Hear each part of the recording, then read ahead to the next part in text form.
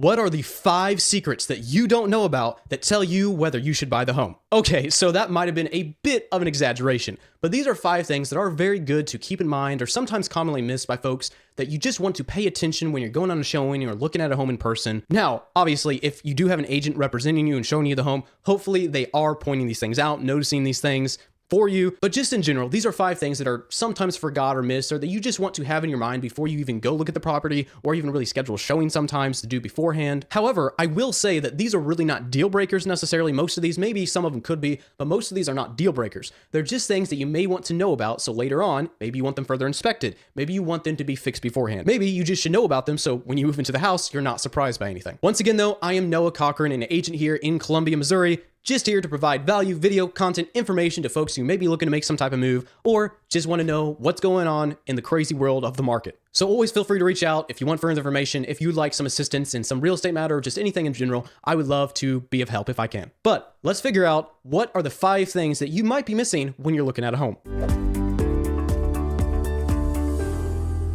Alrighty, so number 1, rats. If you go into a home and there are rats or evidence of rats, that could be a problem. Okay, I'm kidding. It's not rats. I mean, if you do find rats, that is really bad. I have never come across that, but no. In all seriousness, it's the location and the noise factor in the neighborhood quality. So this is actually something I've run into a few times when I'm showing homes and locations to buyers. We'll go there, they like the house, but then they go outside or they walk around the neighborhood with me and it's very noisy or there's something they don't like about maybe even the neighbors, whatever it may be. So this is, first of all, just something to really keep in mind when you're looking at the property. Is it noisy in the backyard? Is it too close to a highway, etc., etc.? But honestly, this is something that a lot of the buyers that I work with will do, and I'll even encourage them to do it, is to go drive through, roll your windows down, drive through the neighborhood, kind of stop near the house that you're wanting to look at, check it out. What's the noise factor like? What's the neighborhood like? Because again, if you don't like the location, it doesn't matter if the house is great. You really don't want to live in a location that doesn't suit your needs. And a lot of people, particularly with the noise level, don't want to deal with highway noise, high traffic neighborhood noise, things like that. All right, number 2, and this one I will admit most people already look at by default, and that is cracks in the walls, ceilings, etc. However, I'm bringing this up here because folks really need to know and ask the question of, are these cracks bad? Are they good? How do I figure out, are they good or bad? Now to clarify on that, no crack is quote good, but there are some cracks that are just due to slight shifting, sheetrock not being put on right. Some cracks are foundational. Now if a crack is being caused by actual foundation issues, not just general shifting, that is a problem. So hopefully, again, if you're working with an agent, they at least know enough about houses to know what cracks are good, what cracks should be looking into, and what cracks are, don't worry about it, right? So a lot of times folks might see a crack above a doorway, along the header. That is not a bad sign. That is just normal house shifting. Almost all houses over a decade old have a lot of those cracks above headers, particularly above door headers. All you really got to do is some light sheetrock patching on that, and if you do it right, then it should go away for a very long time. Same with cracks along like the center of walls. Typically that is just a break point between 2 sheetrock pieces. Not a problem. Probably the sheetrock guy didn't do a great job. Maybe he didn't tape it, whatever it may be. Don't worry about it. However, there are some larger cracks if they're running along walls or sides of walls, or obviously in the foundation, typically you might want to go and check out. Cracks like that are things that you do want to take notice of.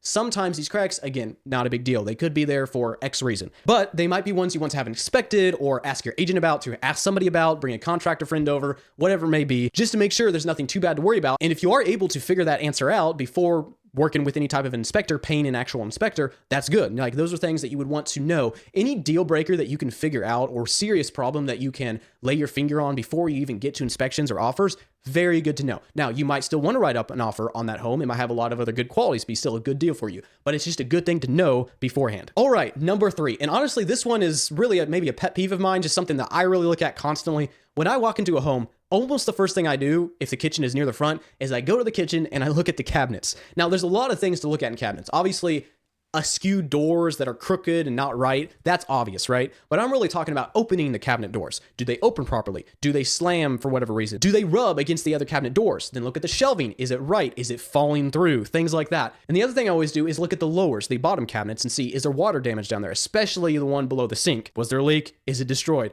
Now, these things probably aren't deal breakers unless you just really, really hate the cabinets, but they are things that you want to know that you'll probably want fixed, maybe not beforehand, but just things you want to keep in mind when you're writing up that offer. Alrighty, number 4, the smell. Now, obviously, if you walk in and it smells like cigarette smoke or it smells like dog urine, you're probably going to have an issue with the house. However, there's often disguises on this, unfortunately. If you walk into a house and you smell a lot of artificial fresheners, just a very kind of potent smell, even if it's not necessarily like a dirty smell, maybe it's a very clean smell, just ask questions. That's all I'm saying. There's not necessarily a problem, but maybe take a sniff at the carpet in certain areas, see if there was something disguised, because again, sellers are trying to sell their home. Now, they're not, I won't say that they're trying to deceive you, but they're trying to make their house look as good as possible. So if there is a smell, obviously they're going to put a lot of freshener, something that smells good.